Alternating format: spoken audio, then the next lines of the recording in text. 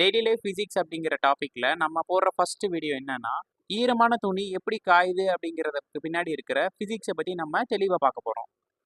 நீங்க பார்த்துட்டு இருக்கிறது சயின்டிஃபிக் பிகினர். ஃபர்ஸ்ட் இந்த துணி எடுத்துக்கிட்டோம்னா, இது வந்து ஒரு ஃபேப்ரிக் மெட்டீரியல். இது நேச்சுரலாகவும் இருக்கலாம், சிந்தட்டிக்காகவும் இருக்கலாம். இப்போ இந்த மெட்டீரியல் ஈரமா இருக்கு அப்படின்னா என்ன அர்த்தம்னா, இந்த ஃபேப்ரிக் மெட்டீரியல்ல இந்த வாட்டர் மாலிகுல்ஸ் போயிட்டு அட்டாச் ஆயிருக்கும். ஸோ ட்ரைன்னா என்னது? இந்த ஃபேப்ரிக் மெட்டீரியலையும் இந்த வாட்டர் மாலிகுல்ஸையும் பிரிக்கிறது. ஸோ இது எப்படி நடக்குது அப்படின்னா, எவாபரேஷன் அப்படிங்கிற ஒரு ஃபினாமினால தான் நடக்குது. ஸோ எவாபரேஷன் அப்படிங்கிறது லிக்விட் ஸ்டேட்ல இருக்கிற ஒரு மெட்டீரியல் கேசியஸ் ஸ்டேட்டுக்கு மாறுறது. அப்போ பாயிலிங் அப்படின்னா என்னன்னு கேட்டால், பாயிலிங்கிறது ஒரு பர்டிகுலர் டெம்பரேச்சரில் லிக்விட் ஸ்டேட்ல இருந்து கேசியஸ் ஸ்டேட்டுக்கு மாறுறது. அந்த பர்டிகுலர் பாயிண்ட் என்னன்னா பாயிலிங் பாயிண்ட் அப்படின்னு சொல்லுவாங்க. ஸோ பாயிலிங் பாயிண்ட்டுக்கு கம்மியாக இருக்கிற எனி டெம்பரேச்சரில் ஒரு மெட்டீரியல் லிக்விட் ஸ்டேட்லேருந்து கேசியஸ் ஸ்டேட்டுக்கு மாறினா அதை தான் வந்து எவாபரேஷன் அப்படின்னு சொல்கிறோம். உதாரணமாக வாட்டர் மாலிகுல்ஸ் வந்து 100 டிகிரி செல்சியஸில் வந்து பாயில் ஆகி அது லிக்விட் ஸ்டேட்லேருந்து கேசியஸ் ஸ்டேட்டுக்கு போகும். அப்போ 100 டிகிரிக்கு கம்மியாக, இப்போ உதாரணமாக ஒரு 30, 40 இந்த மாதிரி ஒரு நார்மல் டெம்பரேச்சர்லேயே இந்த வாட்டர் மாலிகுல்ஸ் லிக்விட் ஸ்டேட்லேருந்து கேசியஸ் ஸ்டேட்டுக்கு போகிறது தான் வந்து நம்ம எவாபரேஷன் அப்படின்னு சொல்கிறோம். அடுத்து நம்ம இந்த ட்ரையிங் ப்ராசஸை பற்றி டீப்பாக பார்க்கலாம்.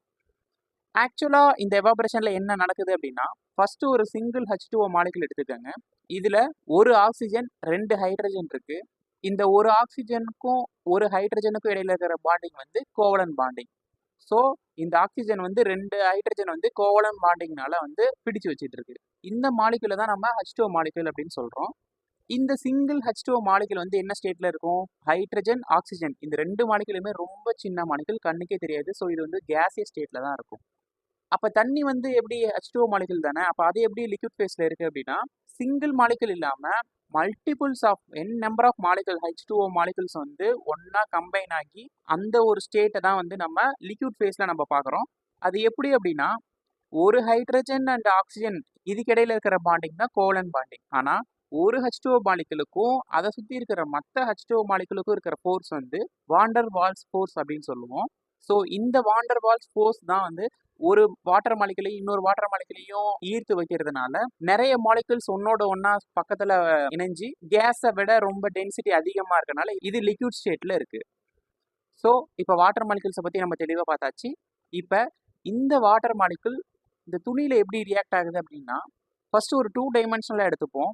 ஜஸ்ட் துணியோட ஒரே ஒரு சர்ஃபேஸ் லேயரை மட்டும் எடுத்துக்கோங்க. அதுல வாட்டர் மாலிகுல்ஸ் அட்டாச்சா இருக்கிறதா கன்சிடர் பண்ணிக்கலாம். பொதுவாக இந்த மாலிகுல்ஸோட நேச்சர் என்ன அப்படின்னா, இந்த மாலிகுல்ஸ் எனர்ஜியை அப்சர்வ் பண்ண இது வைப்ரேட் ஆகும். ஸோ இந்த சர்ஃபேஸ்ல இருக்கிற இந்த வாட்டர் மாலிகுல்ஸ் நார்மல் டெம்பரேச்சர்ல இருக்கும்போது இந்த மாலிகுல்ஸோட கைனெட்டிக் எனர்ஜி நார்மலாக தான் இருக்கும்.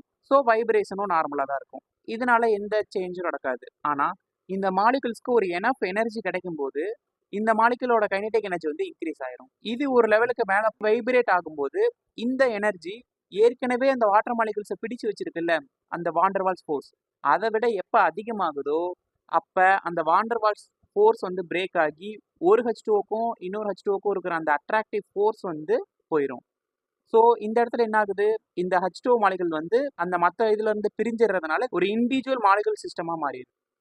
இப்போ ஏற்கனவே அந்த மாலிகுல்ஸ் வந்து ஒரு பர்டிகுலர் எனர்ஜி இருக்கனால வைப்ரேட் ஆகிட்டு இருக்கு. அதனால அது மற்ற மாலிகுல்ஸோட இருக்கிற அந்த அட்ராக்டிவ் ஃபோர்ஸும் போயிடுச்சு. அதனால இந்த வாட்டர் மாலிகுல் வந்து அப்படியே வந்து தனியாக பிரிஞ்சிருது. இந்த இடத்துல குறிப்பாக நம்ம பார்க்க வேண்டியது, ஒரு வாட்டர் மாலிகுலுக்கும் இன்னொரு வாட்டர் மாலிகுலுக்கும் இருக்கிற அந்த அட்ராக்டிவ் ஃபோர்ஸ் தான் வந்து இங்கே பிரேக் ஆகுது. அந்த கோவலன்ட் பாண்டிங் இன்னும் அப்படியே இருக்கிறதுனால சிங்கிள் H2O மாலிகுலாக வந்து இது ஏரோட மிக்ஸ் ஆயிருது. ஸோ இப்படி தான் இந்த துணியோட சர்ஃபேஸில் இருக்கிற அந்த வாட்டர் மாலிகுல்ஸ்லாம் எனஃப் எனர்ஜி அட்டைன் பண்ணி அது லிக்விட் ஸ்டேட்ல இருந்து கேசியஸ் ஸ்டேட்டுக்கு மாறுது. இதை தான் வந்து நம்ம எவாபரேஷன் அப்படின்னு சொல்கிறோம். இந்த எவாபரேஷனால தான் இந்த துணிலாம் வந்து காயுது. இந்த எவாபரேஷன் எதனாலாம் பாதிக்கப்படும் அப்படின்னா, அதாவது ரேட் ஆஃப் எவாபரேஷன் அப்படின்னு சொல்கிறோம்.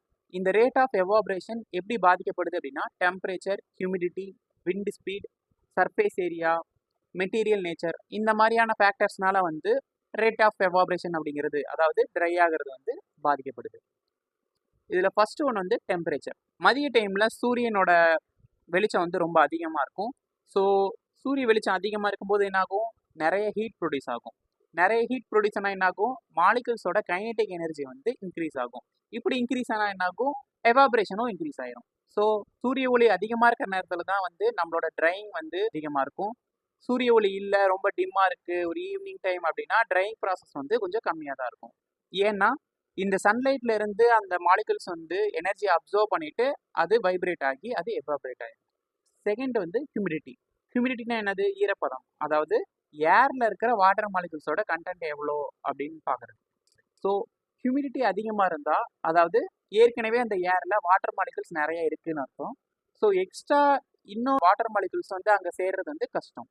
ஸோ ஹியூமிடிட்டி லெஸ்ஸாக இருக்கும்போது தான் இந்த ட்ரையிங் ப்ராசஸ்னால ஏற்படுற இந்த வாட்டர் மாலிகுல்ஸ்லாம் வந்து அந்த ஏரோட மிக்ஸ் ஆகிறதுக்கான பாசிபிலிட்டிஸ் ரொம்ப அதிகமாக இருக்குது. ஸோ ஈரப்பதம் அதிகமாக இருக்கிற காலங்களில் துணி வந்து ட்ரை ஆகாது. ஈரப்பதம் கம்மியாக இருக்கிற டைமில் தான் துணி வந்து சீக்கிரமாக ட்ரை ஆகும். தேர்ட் பாயிண்ட் வந்து விண்ட் ஸ்பீட். எப்படி இந்த மாலிகுல்ஸ் டெம்பரேச்சர்னால வந்து ட்ரை ஆகுதோ, அதே மாதிரி இந்த துணி மேலே காற்று போய் படுறது மூலிமா அந்த மாலிகுல்ஸ்க்கு வந்து கைனடிக் எனர்ஜி கிடைக்குது. ஸோ அதிக காற்று பட்டதுன்னா அதுக்கு அதிக கைனடிக் எனர்ஜி கிடைச்சி சீக்கிரமாக எவாபரேட் ஆயிரும். காற்று கம்மியாக இருந்தால் எவாபரேஷன் ரேட் வந்து ரொம்ப கம்மியாக இருக்கும். நெக்ஸ்ட் பாயிண்ட் வந்து சர்ஃபேஸ் ஏரியா. இப்போ நம்ம ஒரு துணியை எடுத்து காய போடுறோம். அப்போ எப்படி போடுவோம்? பரப்பி தான் போடுவோம். இதே அந்த துணியை வந்து அப்படியே கசக்கி அப்படியே போட்டிருந்தோம்னா காயமா? காயாது. ஏன் அப்படின்னா இந்த எவாபரேஷன் அப்படிங்கிறது வந்து ஒன்லி சர்ஃபேஸ் ஃபினாமினா. இதனால தான் நம்ம ஈர துணியை வந்து நல்லா பரப்பி காய போடும்போது அதில் இருக்கிற எல்லா ஏரியாலையும் காற்று படும், லைட்டு படும். இதனால அது அதிகமாக எனர்ஜி அப்சர்வ் பண்ணி சீக்கிரமாக எவாபரேட் ஆகி போயிடும். அண்ட் லாஸ்ட் பாயிண்ட் என்னன்னா மெட்டீரியல் நேச்சர். பொதுவாக நம்ம யூஸ் பண்ணுற துணி வந்து நேச்சர் ஃபைபராக இருக்கும், அப்படி இல்லைனா சிந்தட்டிக் ஃபைபராக இருக்கும். இந்த நேச்சர் ஃபைபருக்கு எக்ஸாம்பிள் காட்டன் அண்ட் சிந்தட்டிக் ஃபைபருக்கு எக்ஸாம்பிள் பாலிஸ்டர். ஸோ இந்த நேச்சர் ஃபைபருக்கு ஹைட்ரோஃபிலிக் நேச்சர் இருக்குது, அதாவது வாட்டரை வந்து ஈர்த்து வச்சுக்கிற தன்மை.